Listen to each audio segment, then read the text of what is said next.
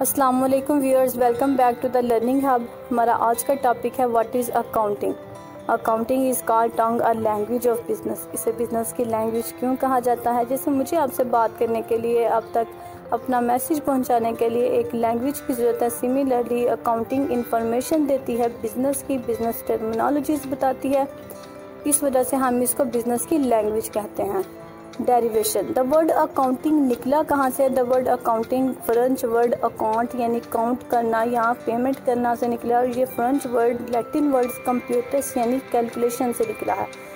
There are a lot of definitions of accounting, but the most appropriate definition is accounting is an art of recording, classifying and summarizing monetary business transactions in a significant manner and interpreting the results thereof। यानी accounting एक art है या एक process है या एक फ़न है, एक हुनर है जिसमें हम चीज़ों को रिकॉर्ड करते हैं, उनको क्लासीफाई करते हैं, यानी उनको हम सेपरेट तरतीब देते हैं, मुरतब करते हैं और उनको समराइज़ करते हैं, मुख्तसरन बयान करते हैं इनको मॉनेटरी बिजनेस की माली ट्रांजैक्शंस को, और फिर हम उनका इंटरप्रेट करते हैं रिज़ल्ट, यानी हम उनका नतीजा अखज़ करते हैं। अब इस डेफिनेशन को आपने रट्टा नहीं लगाना, बल्कि इस डेफिनेशन को आपने समझने की कोशिश करनी है कि इस डेफिनेशन में कहा क्या जाए। इसके लिए मैं आपको एक छोटी सी एग्जांपल देती हूँ कि मिस्टर ए का फ्रूट्स एंड वेजिटेबल्स की शॉप है। वो मेन मार्केट में जाता है, वहाँ से बहुत सारी फल और सब्जियाँ लेता है और उनकी एक बड़ी गांठ तैयार कर लेता है या एक बड़ा बंडल तैयार कर लेता है और उनका एक वाउचर बना लेता है जिसमें हर आइटम की प्राइस और उनकी तादाद यानी क्वांटिटी मेंशन होगी। अब वो क्या किया, उसने चीज़ों को रिकॉर्ड कर लिया, इकट्ठा ही उनका एक रिकॉर्ड कर लिया। उसने ये नहीं कहा कि हर फ्रूट का एक सेपरेट वाउचर बनाएगा, हर वेजिटेबल का एक सेपरेट वाउचर बनाएगा, नहीं, बल्कि सबको उसने एक ही वाउचर में रिकॉर्ड कर लेगा, एक ही वाउचर उनका तैयार कर लेगा। ठीक है, दैट इज़ रिकॉर्डिंग। अब जब वो अपनी शॉप पे जाएगा तो क्या वो सारी बड़ी गांठ को वैसे का वैसे ही रखेगा? नहीं, अब वो उनको सेपरेट शेल्स में या सेपरेट वो रैक्स में जो है वो रखेगा। हर फ्रूट का सेपरेट रैक बनाएगा, हर वेजिटेबल का सेपरेट रैक बनाएगा, ताकि इजीली उनको क्या करे, कस्टमर को दिखा सके या सेल कर सके। That is classifying. उसने उन चीज़ों को क्या कर लिया, सेपरेट कर लिया, यानी क्लासीफाई, तरतीब दे दी, हर एक का सेपरेट ग्रुप बना दिया। इसके बाद अब वो क्या करेगा, सारा दिन सेल परचेज वगैरह करता है। तो उसने अब वो सारा दिन सेल्स करता रहेगा, तो शाम को वो ये नहीं कहेगा कि इतने दर्जन ऑरेंज सेल किए, इतने दर्जन मैंने केले सेल किए, इतने दर्जन मैंने केले खरीदे थे, इतने बेचे थे। नहीं, वो बताएगा कि मेरी टोटल जो आज की सेल है वो इतनी हुई है या इतने पैसों की मैंने आज की टोटल सेल हुई है। यानी अब वो चीज़ों का टोटल बताएगा। दैट इज़ समराइजिंग, मुख्तसरन कर देना, आपने समराइज कर देना।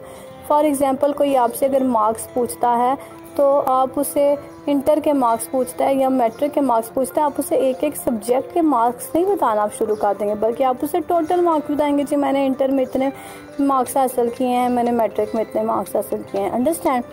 तो यहाँ पे क्या होता है कि आप चीज़ को मुख्तसर कर देते हो, समराइज़ कर देते हो।